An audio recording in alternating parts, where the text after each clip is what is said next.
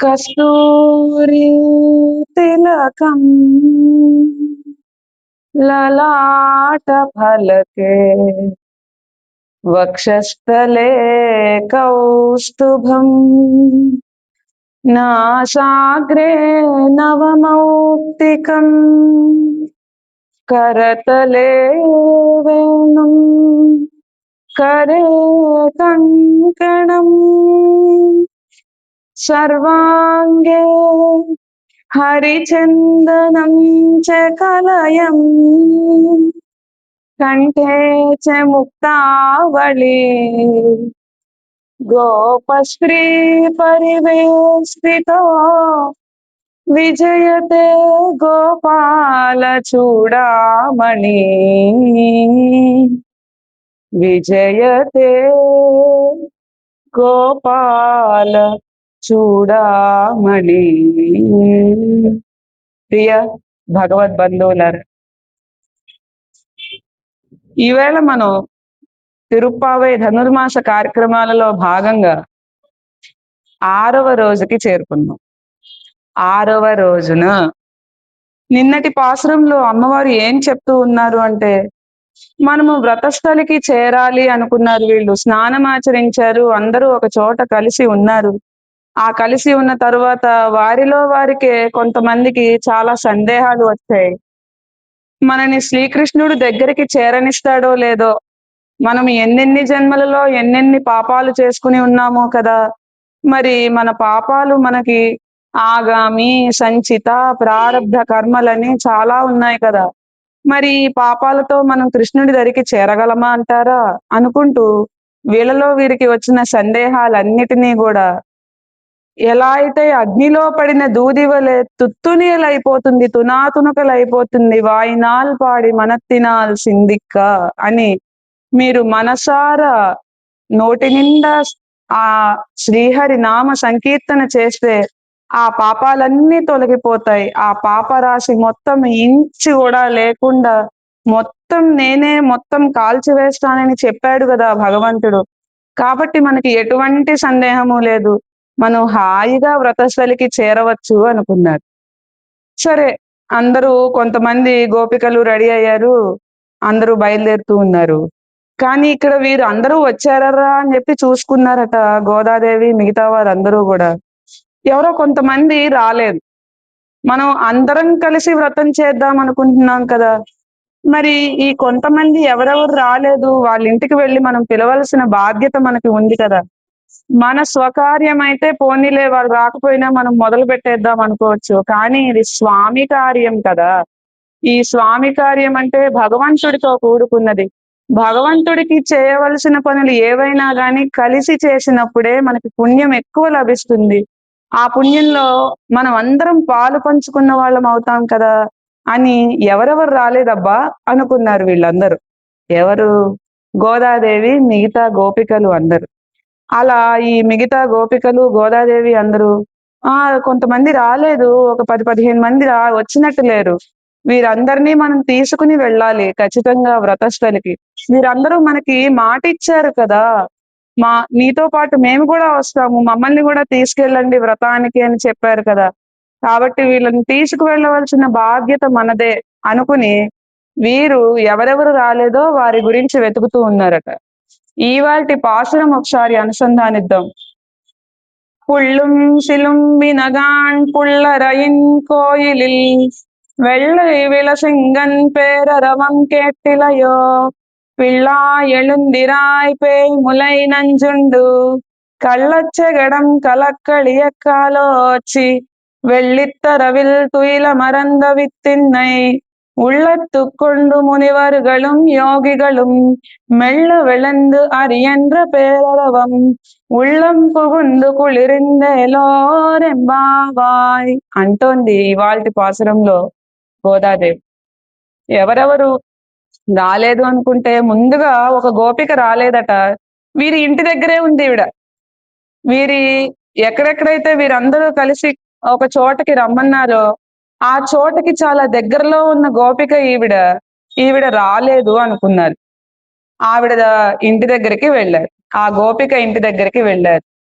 పుళ్ళుం శిలుం వినగాన్, పక్షులు కూడా కూయుచున్నవి కదా. ఉళ్ళరయిన్ కోయిలిల్, గరుడ వాహనుని యొక్క ఆలయములో వెళ్ళై తెల్లనైన వెలిసింగిన్, అందరూ ఆహ్వానించుటకై మ్రోగుచున్న శంఖము యొక్క పెద్ద శబ్దము కూడా వినలేదా అంటోంది ఇవాళ గోదాదేవి. నీవు మాతో వస్తానని చెప్పి పడుకున్నావేమి తల్లి? వాళ్ళ ఇంటికి వెళ్ళారు, ఇంటి తలుపులు తీసే ఉన్నాయి. మనకి ఎలా అయితే బృందావనంలో తలుపులే ఉండవంటారో, ఈ రేపలలో ఉన్న ఈ పిల్లలందరి ఇళ్ల తలుపులు తీసున్నాయి. వెళ్ళి చూస్తే ఈవిడ హాయిగా పడుకుని ఉందట. పడుకుని ఉంటే, నీవు మాతో పాటు నిన్నేం చెప్పావు? స్నానం ఆచరించిన తర్వాత నేను కూడా మీతో పాటు వస్తాను, నన్ను కూడా తీసుకువెళ్ళండి అని చెప్పావు కదా. మరి నీవు ఇంకా పడుకుని ఉన్నామేమి? పొద్దున్నే లేవంగానే మనకి పక్షుల కిరకిలా రావాలు వినిపిస్తూ ఉంటాయి కదా. మరి ఆ పక్షులు కూడా ఆహారం కోసం బయటికి వెళ్తూ ఉన్నాయి, చక్కగా అరుస్తూ అన్నీ కలిసి వెళ్తున్నాయి కదా. మరి నీవు ఎందుకు ఇంకా పడుకుని ఉన్నావేంటి అని చెప్పి అన్నారట ఈ గోపికని. ఈవిడ ఎటువంటి గోపిక అనేది ముందు మనకు తెలియాలి. ఎటువంటి గోపిక అంటే, ఈవిడకి ఏమీ తెలియదు, కొత్తగా వచ్చిందనమాట. ఈ గోపికలందరితో పాటు కలిసి వెళ్ళాలని చెప్పి కొత్తగా వచ్చిన గోపిక. ఈవిడికి కృష్ణుణ్ణి ఆశ్రయించడం మాత్రమే తెలుసు. కృష్ణుడంటే ఇష్టము, కృష్ణుడంటే చాలా ఇష్టము, అతనితో ఉండాలి అనే ఒక అభిలాష చాలా ఎక్కువగా ఉంది. కానీ ఈవిడకి ఎక్స్పీరియన్స్ లేదు, అనుభవం లేదు. అనుభవం లేకపోవడం వలన వెళ్దాము అనుకుని అలా పడుకుని పోయింది. పడుకుని పోయిన ఈవిడని లేవడానికి వీళ్ళందరూ వచ్చారు. మరి ఏం చేయాలి ఈవిడని అనుకున్నారు, వీళ్ళలో వీళ్ళే అనుకున్నారు. ఈవిడ పడుకుంది అంటే బహుశా నేను కొత్తదానిని కదా, నేను ఈ మధ్యనే కృష్ణుడి దగ్గరికి చేరాలి అనుకుంటున్నాను కదా. మరి మిగతా వాళ్ళందరూ ఏమో ఎప్పటి నుంచో కృష్ణుడి దగ్గర ఉంటూ ఉన్నారు, ఎప్పటి నుంచో కృష్ణుడితో ఆటలాడుకుంటూ ఉన్నారు. నన్ను ఆ కృష్ణుడు రమ్మనంటాడో లేదో, కాబట్టి నేను రానులే ఈ వ్రతానికి అనుకుని ఇలా పడుకుందేమో బహుశా అని చెప్పి వీళ్ళల్లో వీళ్ళు గుసగుసలాడారట, ఎవరు? మిగతా గోపికలందరూ. అది విన్న గోదాదేవి, పక్షులు కూయుచున్నవి కదా అంటోంది. పక్షులు, ఒకటే పక్షి వెళ్తుంది ఆహారానికి? వెళ్ళదు. పొద్దున్నే లేవంగానే పక్షులన్నీ కూడా తమ పిల్లల్ని జాగ్రత్తగా ఉండమని చెప్పి మొత్తం అన్ని పక్షులు కలిసి గుమిగూడి మరి ఆహారానికి వెళ్తాయి. గాని ఒక్కొక్క పక్షి ముందు లేచింది వెళ్ళిపోయినట్లు అనట్లేదు ఇక్కడ. పక్షులు కూయుచున్నవి, ఆహారం కోసం వెళుతూ ఉన్నాయి అని చెప్తుంది. కాబట్టి ఇక్కడ మనకి తెలుసుకోవాల్సిన విషయం ఏంటి అంటే, మనము ఏదైనా ఒక భగవత్ కార్యము చేద్దాం అనుకున్నప్పుడు ఆ భాగవతులతో కలిసి పని చేయాలి. మనం ఒక్కళ్ళమే చేసుకునే దానికి వచ్చిన ఫలితం కంటే కూడా అందరితో కలిసి చేసుకునే ఫలితం చాలా ఎక్కువగా ఉంటుంది, చాలా సంతోషంగానూ ఉంటుంది.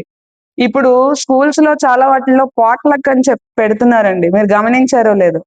పాట్లక్ అంటే ఏంటి? ఒక్కొక్కళ్ళు ఒక్కొక్క రకం చేసుకుని వస్తారు, అందరూ కలిసి ఒక చోట కూర్చుని అన్ని రకాలు సేవిస్తారు. మనం ఒక్కళ్ళమే అన్ని రకాలు చేసుకుని తినలేం కదా.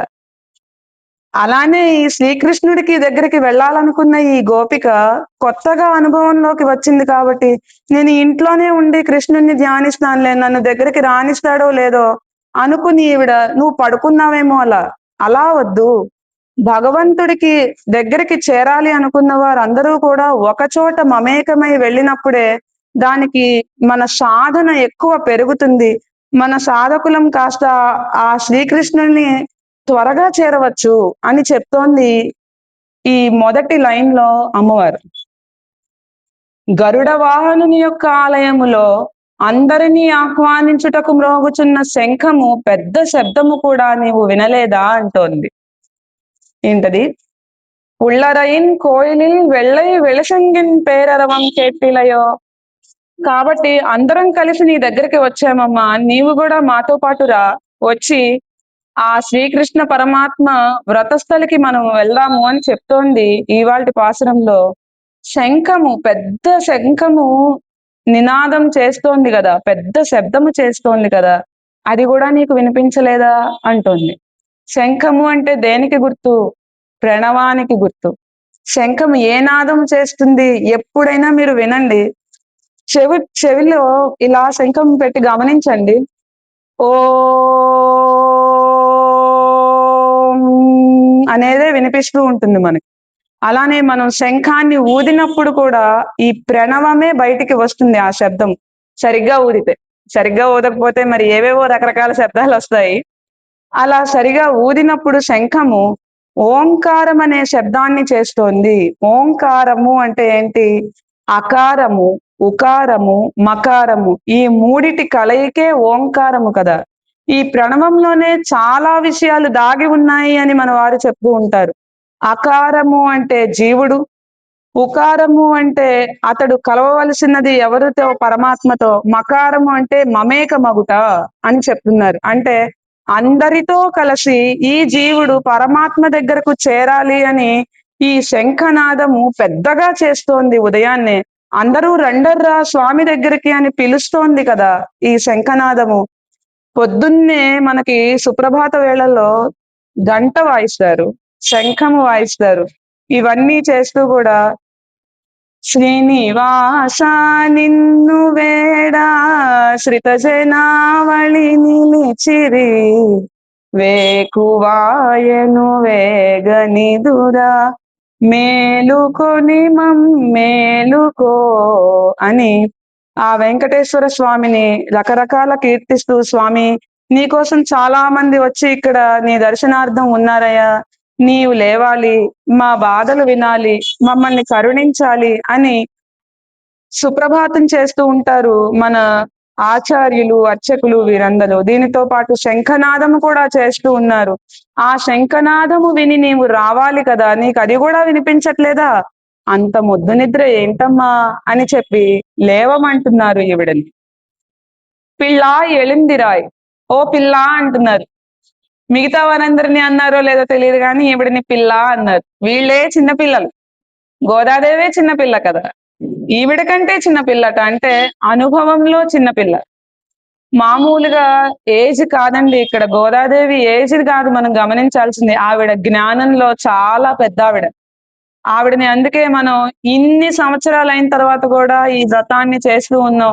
అన్ని చోట్ల కూడా వైభవోపేతంగా ఈ తిరుప్పావై జరుగుతూ ఉంది అనడానికి కారణం ఆవిడ జ్ఞానాన్ని మనం గుర్తించాలి. ఆవిడ జ్ఞానాన్నే కాదు, ఆవిడ మనకు అందించిన తత్వాన్ని కూడా మనం గ్రహించాలి.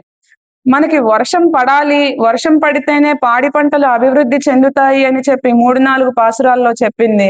అలానే ఆ వర్షం ఎలా పడాలో చెప్పింది. ఆ వర్షం పడటం కోసమే మేము ఈ వ్రతం చేస్తున్నాము అని చెప్పింది. పైకి మేము పెద్దవాళ్ళు చెప్పినట్లు ఈ వ్రతం చేస్తున్నాం కానీ లోపల మేము కృష్ణుణ్ణి చేరాలి, మేము కృష్ణుడి దగ్గరికి వెళ్తాము అనే ఒక చిన్న కోరిక లోపల ఉంది వీరికి. చిన్నది కాదు, చాలా పెద్దది. అప్పటిదాకా కట్టడి చేసిన ఈ గోపికలందరినీ కూడా కాత్యాయని వ్రతంలో భాగంగా మీరందరూ కూడా ఆ కృష్ణుడి దగ్గర, కృష్ణుడు నిర్వహిస్తాడు ఈ వ్రతాన్ని, మీరందరూ అక్కడికి వెళ్ళాలి అని ఎప్పుడైతే పెద్దవాళ్ళు చెప్పారో చాలా సంతోషపడిపోయారు కదా. అలా ఈ గోదాదేవి వాటన్నిటినీ కూడా తన భావనలో చేర్చుకుని ఈ కలియుగంలో 98వ సంవత్సరంలో తాను ఈ వ్రతాన్ని పూనుకుంది. ఇలా ఒక్కొక్క రోజు ఒక్కొక్క విధమైన గోపికను తాను నిద్రలేపుతూ మనలో ఉన్న చెడు ఏవైతే ఉన్నాయో వాటిని మనం తీసుకుని మంచి వైపు నడిచేలా చేసింది అని చెప్తున్నారు. ఇక్కడ ఓ పిల్ల అని చెప్పి అంటున్నారు, ఎళుందిరాయ్ లేమ్మా అంటున్నారు. పేయిములై నంజుండు పూతన యొక్క స్తనమందలి విషము నారగించిన వాడు అంటున్నారు. మొన్నేమో త్రివిక్రముడి గురించి చెప్పింది. పెద్దగా ఎదిగిని ఈ లోకాలన్నిటినీ పాలించిన వాడు అని చెప్పింది. ఆ తర్వాత ఏమో వర్షాన్ని ఇవ్వాలి పర్జన్య అని చెప్పింది. అలా చాలా నామాలతో కీర్తించి ఇవాళ ఏం చెప్తోంది? కృష్ణావతారంలో పూతన వధ సంహారం మనకు తెలుసు. ఏంటి ఈ పూతన ఎవరు అంటే, పూతన అంటే అర్థం ఏంటంటే పూత అంటే పుణ్యం, మంచిది అని. పూత నా అని పెట్టింది, చివరికి నా అంటే లేదు అని. ఈవిడ దగ్గర మంచి లేదు, పుణ్యము లేదు, ఏమీ లేదు. ఈవిడ ఒక రాక్షస స్త్రీ. ఈవిడ పుట్టు పూర్వోత్తరాలు ఇంకా ఉన్నాయండి. ఈ పూతన మనకి వామనుడి గురించి చెప్పింది కదా. పెరిగి లోకాలను పాలించిన త్రివిక్రముడు మమ్మల్ని రక్షించుగాక అని చెప్పి ఎలా అయితే చెప్పిందో, ఆ వామనుడి గురించి చెప్పింది కదా. అప్పుడు మనం వామన చరిత్ర చెప్పుకున్నాం. బలి చక్రవర్తి తాను ఈ చిన్న పిల్లవాడిని చూసి ఎలా అయితే ఎంత బాగున్నాడు, ఈ తేజస్సు గల పిల్లవాడికి నేను ఏదైనా ఖచ్చితంగా ఇవ్వాలి అని చెప్పి అనుకున్నట్లు, ఈయన వ్రతస్థలికి చేరినప్పుడు ఈ వామనుడిని చూసి ఈయన ఎవరై ఉంటారు? అగ్నిదేవుడే ఈ రూపంలో వచ్చి ఉంటాడా?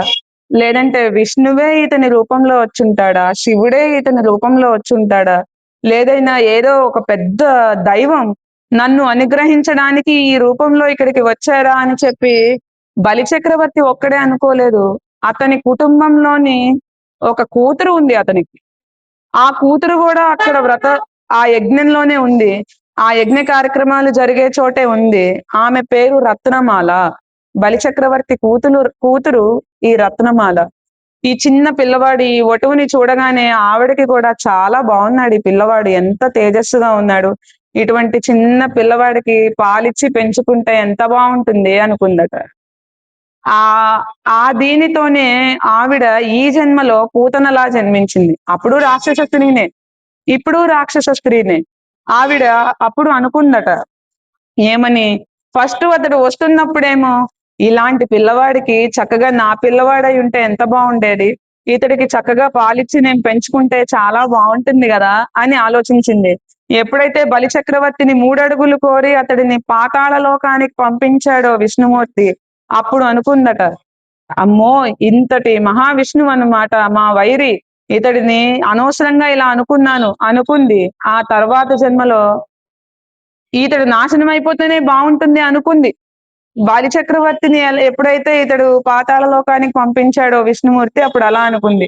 ఆవిడ 2 కోరికలని తీర్చేశాడు భగవంతుడు తర్వాత జన్మలో. పూతనలాగా వచ్చిందనమాట. ఈ పూతనని ఎవరు పంపించారు అంటే కంసుడు పంపించాడు. ఈ కంసుడు చాలా మందిని పంపించాడు. అందులో మొట్టమొదటిది ఈవిడ.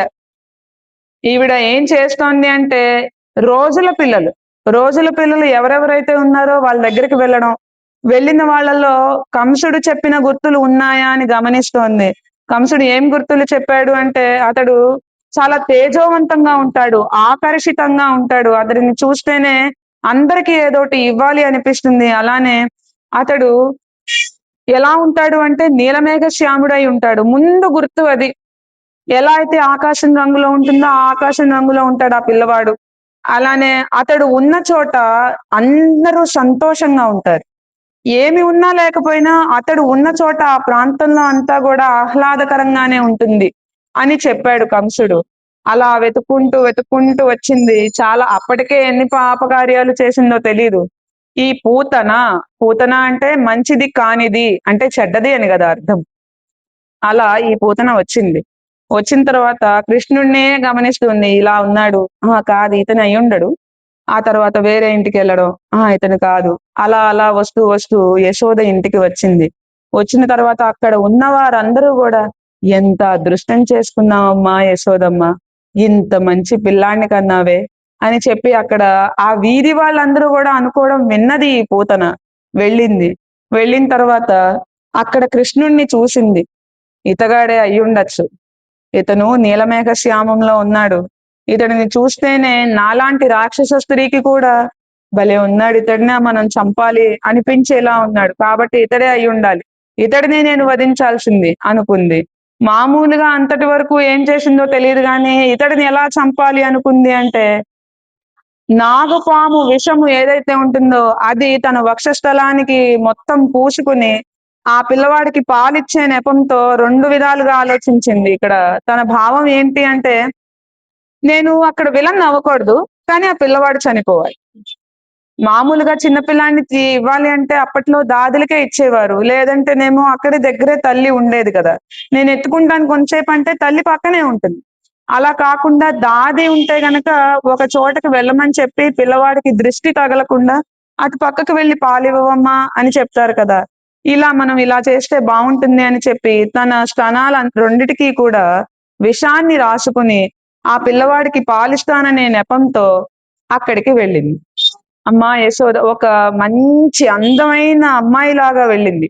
ఆ అమ్మాయిని చూస్తేనే ఎవరో ఒక దేవకన్య దిగి వచ్చి ఈ చిన్న పిల్లాడికి ఆశీర్వచనం కోసం పాలిస్తోందేమో అని చెప్పి అక్కడ ఉన్న ఈ గొల్లవాళ్ళందరూ కూడా, గోపికలు భామలు అందరూ కూడా అనుకున్నారట. కానీ వెళ్ళింది. వెళ్ళింది యశోద కూడా చాలా సంతోషంగా ఇచ్చింది. ఇచ్చిన తర్వాత ఆ పిల్లవాడిని తీసుకుని పక్కకు వెళ్ళింది. పక్కకు వెళ్ళిన తర్వాత ఏం జరిగింది? కరెక్ట్ గా 3 గుటకలలో ఆమె ప్రాణాన్ని హరించాడట ఈ శ్రీకృష్ణుడు. వదులు వదులు అంటున్నా కానీ వినకుండా ఆవిడ దగ్గర నుంచి పాలు స్వీకరిస్తూనే ఆవిడ ప్రాణాన్ని హరించాడు మన చిన్ని కన్నయ్య. ఎంతున్నాడు అంటే రోజుల పిల్లవాడు. రోజుల పిల్లవాడిని హరింపజేయడానికి వచ్చిన ఆమెను, పాలివ్వడానికి వచ్చిన ఆమెను పరిపాలించాడు. ఆమె ప్రాణాలనే హరించాడు ఈ చిన్ని కృష్ణయ్య. అలా ఆమె భావం ఏంటి అక్కడ? ఖచ్చితంగా కృష్ణుడిని చంపాలనే. కృష్ణుడిని చంపితే అప్పుడు నాకు ఏవేవో ఇష్టం అన్నారు కదా అనుకుంది. కానీ ఆవిడ ఏకాగ్ర చిత్తంగా కృష్ణుడినే అనుకుంటూ ఉంది కదా. తన భావం ఏంటి? లోపల కృష్ణుడిని చంపాలి, బయటికి ఎలా ఉంది? మంచి దానిలాగా వచ్చింది. అలా 2 భావాలతో నీవు ఉన్నావేమో. అలా ఉండమాకు తల్లి. ఎందుకంటే కృష్ణుడు మా అందరితో బాగుంటాడు గాని నాతో బాగుండడేమో అని లోపల అనుకుని నీవు లోపలే పూజిద్దాం అనుకుంటున్నావేమో. అలా ఉండద్దు.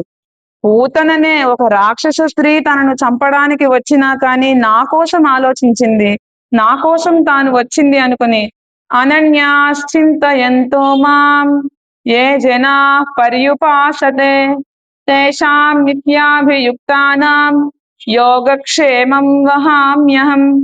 ఇతర భావాలు లేకుండా నా మీదే కేవలం దృష్టి పెట్టి నన్ను నిరంతరం స్మరిస్తూ ఎవరైతే నాయందే నిమగ్నమై ఉంటారో వారి యోగక్షేమాలను నేనే చూస్తాను అంటున్నాడు భగవంతుడు భగవద్గీతలో.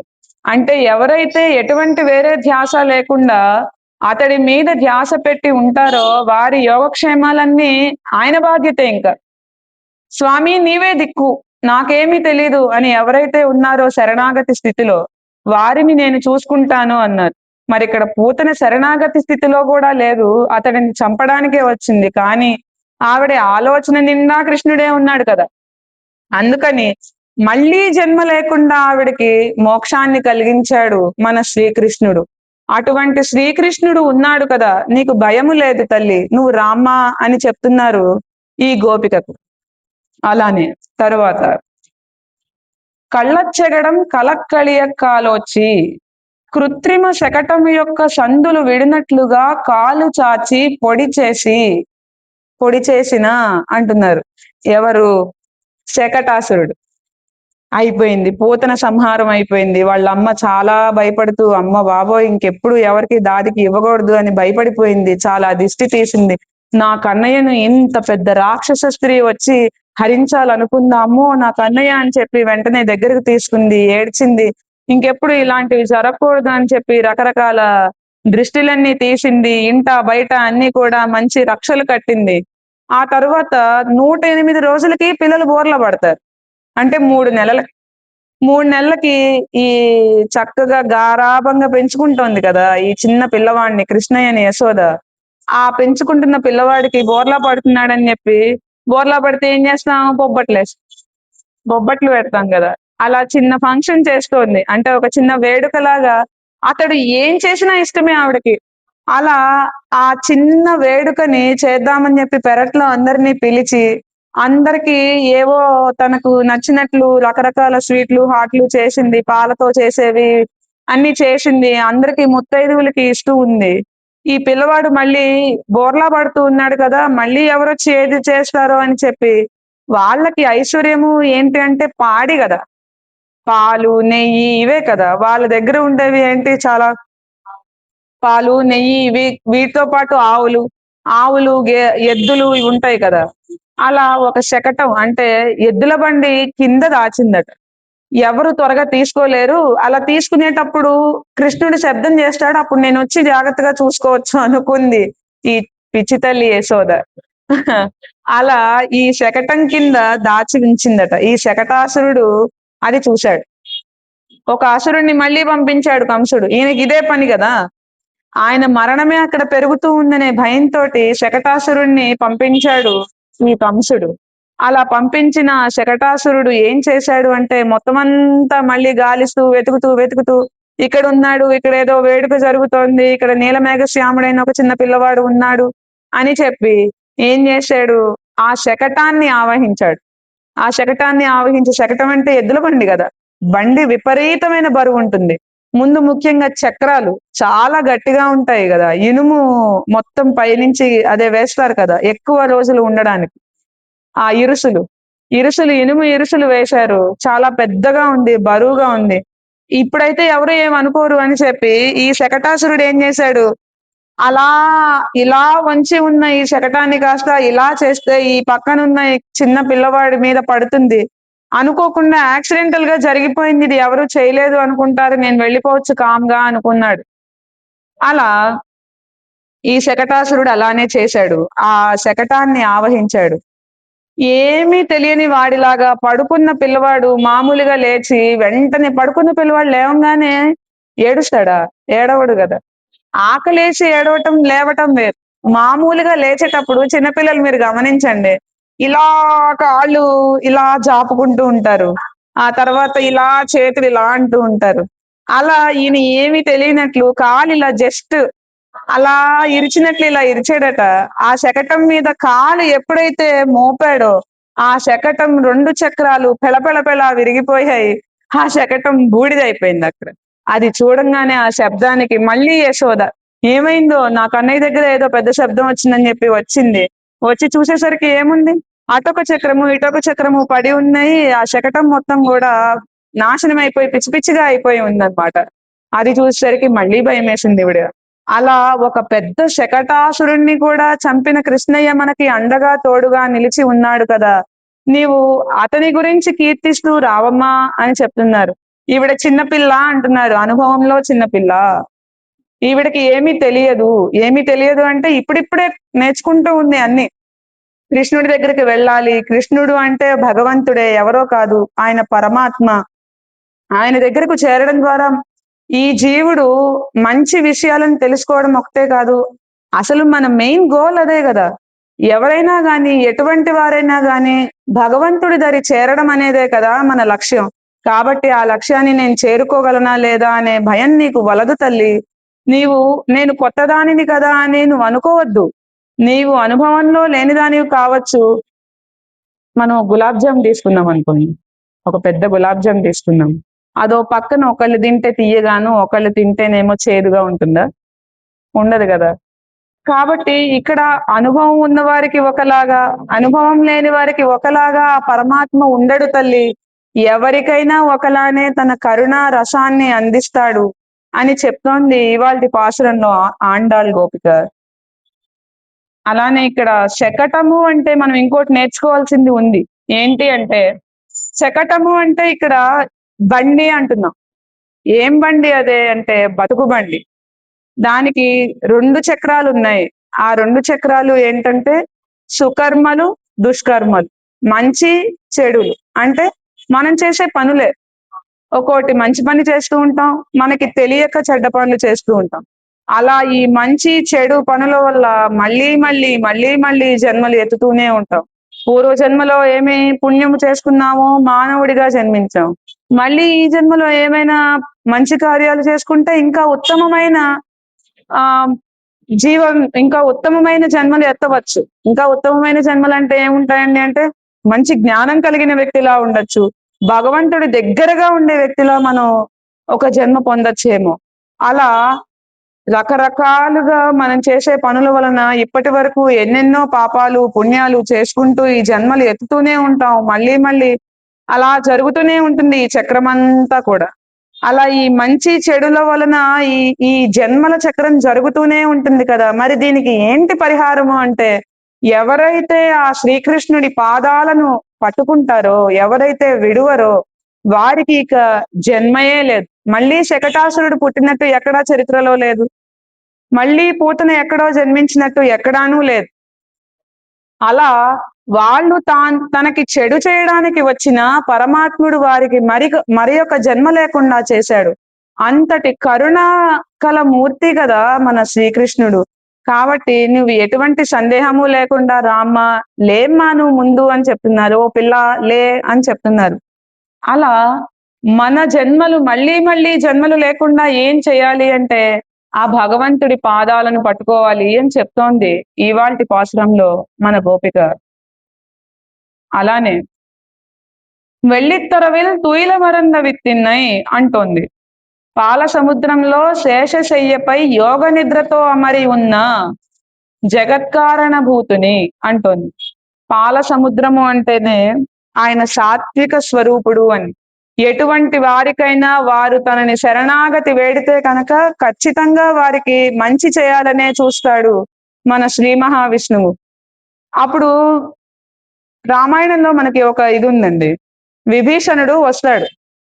కరెక్ట్ గా వీళ్ళు ఆ సేతు రామసేతు వేసుకుని ఆ లంకకి బయలుదేరి వెళ్ళిన తర్వాత కరెక్ట్ గా వచ్చిన తర్వాత విభీషణుడు రావణాసురుడితో విభేదించి ఇలా కాదు, ఇది మంచిది కాదు అన్నయ్య అని చెప్పినా అతడు వినలేదని చెప్పి నేనేమి చేయలేను, అతడు చెడ్డ మనస్తత్వంతో అలా మెదులుతూ ఉన్నాడు కాబట్టి నేను నీకు శరణాగతి పొందడానికి వస్తున్నానని చెప్పి విభీషణుడు వస్తూ ఉంటాడు.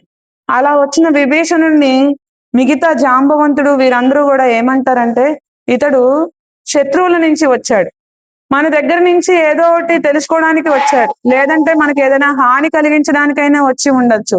కాబట్టి రామా నువ్వు ఆయన దగ్గరికి వెళ్ళకు, ముందు మేమంతా చెకింగ్లు చేస్తాము, లేదంటే అసలు ఆయన అంతు చూస్తామని చెప్పి మిగతా వారందరూ అన్నారు.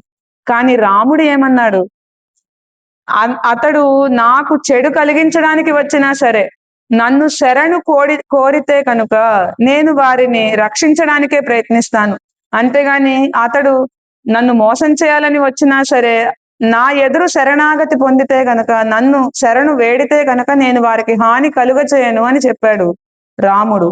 అలానే పరమాత్మ కూడా ఎవరైతే తనని శత్రువులుగా భావించి హిరణ్యాక్షుడు, హిరణ్యకశిపుడు, పూతన, శకటాసురుడు ఇలా చాలా మంది అతడిని ఆ వచ్చి పోరాడినా గాని వారికి చివరికి మోక్షాన్నే కలిగించాడు గాని వారికి ఆ వాళ్ళ రౌద్రాన్ని వాళ్ళ కోపాన్ని ఎలా అయితే ఎక్కడి నుంచి సంహరించాలో అలా సంహరించి వాళ్ళకి మోక్షాన్ని ప్రసాదించాడు కదా. అటువంటి కృష్ణయ్య మన దరిగి ఉండగా నీకు ఎందుకమ్మా సందేహం, నేనేదో ఇప్పుడే వస్తూ ఉన్నాను, నన్ను తీసుకుంటాడో లేదో, నన్ను అంగీకరిస్తాడో లేదో అనే భయమే వలదు తల్లి. చెడ్డవారికి కూడా అతడు అభయాన్నే ఇస్తాడు కానీ వద్దు అని చెప్పి ఎప్పుడు అనలేదు కదా. అటువంటి కృష్ణుడు మనకి ఇక్కడ ఈ మునివరుగళం యోగిగళం అంటున్నారు. మునులు యోగులు అందరూ కూడా పొద్దున్నే మెల్లగా లేస్తూ హరిహరి అని వేడుకుంటూ ఉన్నారట. మెల్ల వెళెందు అరియంద్ర పేరరవం అంటోంది. అలా మెల్లగా లేచి హరి హరి అని పెద్ద ధ్వని చేస్తూ ఉన్నారు. ఆ ధ్వని వలన మా మనసులు కూడా చల్లబడుతూ ఉన్నాయి.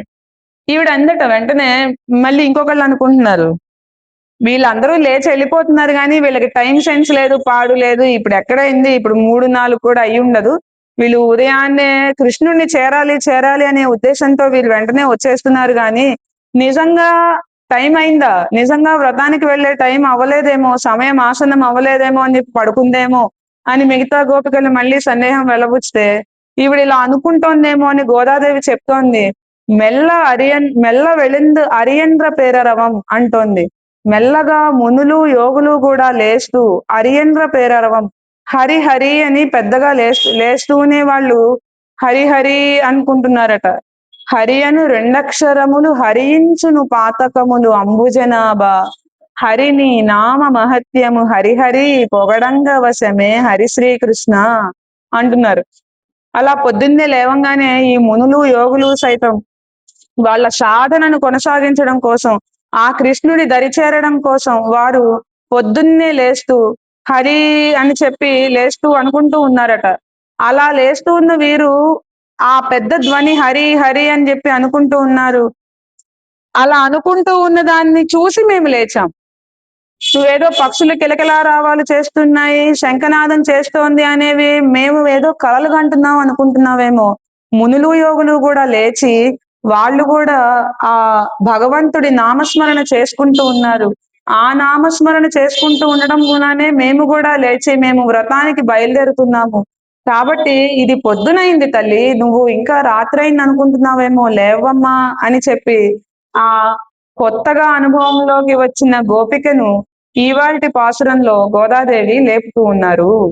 కుళిరిందు చల్లబరిచినది. ఆ హరి అనే ఆ రెండక్షరాలు మా పాతకాలను హరించడమే కాదు, కృష్ణయ్యని ఎప్పుడు చూస్తామో అనుకుంటూ ఉన్న మా మనసులను చల్లబరిచింది. అలా చల్లబరచడం మూలాన మేము కూడా లేచాము. అబ్బో, మునులు యోగులు కూడా వాళ్ళ తపస్సులు వాళ్ళ యోగాలు చేసుకోవడానికి వాళ్ళు బయలుదేరి వెళ్తూ ఉన్నారు.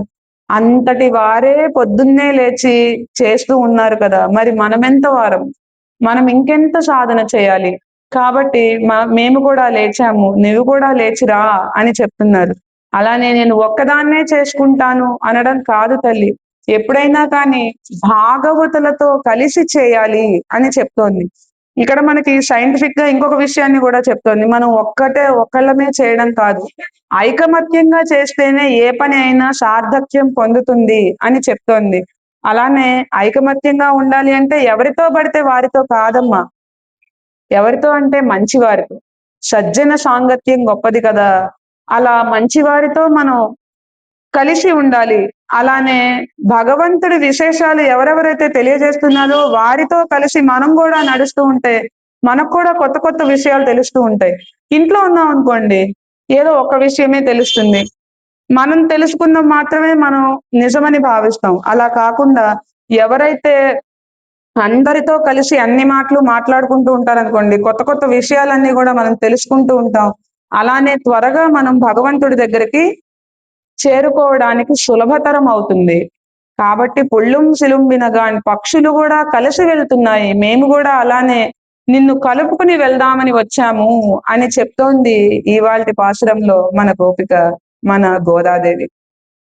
భాగవతులు అనే సంఘంతో కలవాలి, పక్షులు కూడా అదే చెప్తున్నాయి అని చెప్తోంది. శంఖనాదం విని నీవు లేచి రావాలి, ఎందుకంటే ఈ ఆత్మ ఎప్పుడూ కూడా పరమాత్మ దగ్గరికి చేరితేనే దానికి ముక్తి. మీరు గమనించండి, ఎన్ని విషయాలైనా మనకి సంతోషాన్ని కలిగిస్తాయి కానీ భగవంతుడి విషయాలు మాత్రమే ఆనందాన్ని కలిగిస్తాయి. మనం తెలుసుకున్నాం కదా సంతోషానికి ఆనందానికి తేడా ఏంటి అనేది. అలా ఆనందాన్ని కలిగించే ఆ పరమాత్మ యొక్క పాదాలను చేరాలి. మనం ఎప్పుడైతే ఆ పాదాలను చేరతామో అతడే మన యోగక్షేమం వహామ్యహం అన్నాడు కదా.